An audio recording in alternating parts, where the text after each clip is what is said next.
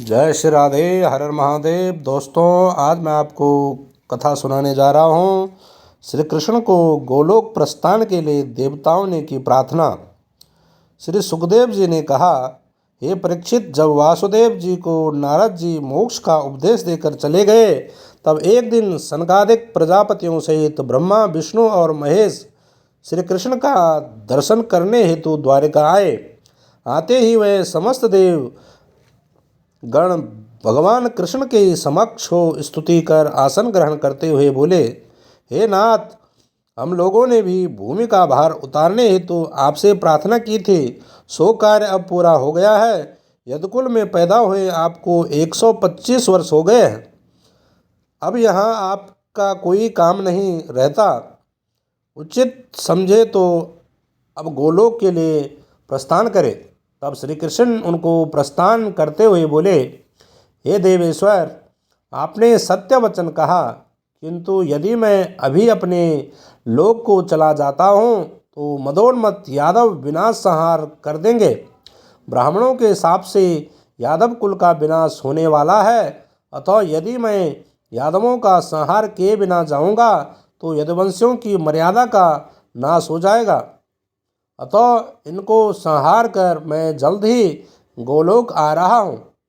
यह सुनकर सभी देवतागण अपने अपने लोक चले गए। तत्पश्चात श्री कृष्ण ने द्वारिका में उपद्रव देकर समस्त यदुवंशियों से कहा, हे यादवगण, ब्राह्मणों का शाप हमारे कुल के नाश का सूचक है। अतः हम लोगों को द्वारिका छोड़ और कहीं जाकर निवास करना चाहिए। सभी ने भगवान की सलाह को मान ले और सभी द्वारका छोड़कर प्रभाव क्षेत्र में अपना निवास बनाकर रहने लगे।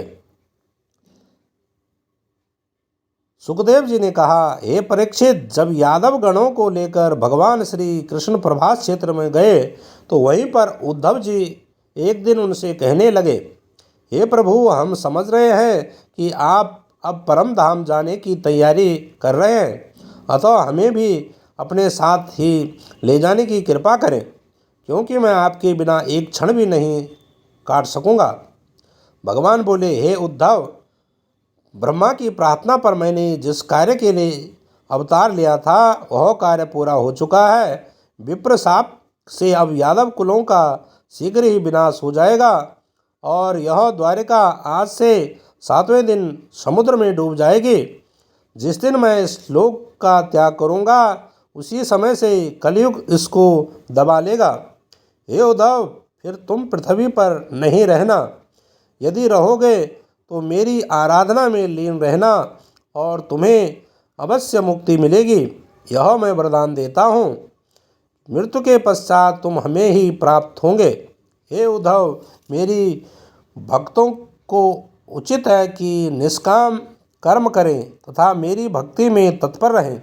यह शरीर कब छूट जाए इसका भरोसा नहीं, अतः इससे जितने शुभ कार्य हो जाए करो, इसी में उच्च गति मिलती है। तो दोस्तों, यह कथा आपको कैसे लगी? अच्छी लगी तो इसको लाइक, कमेंट, शेयर और चैनल को सब्सक्राइब करना ना भूलें। जय श्री कृष्णा।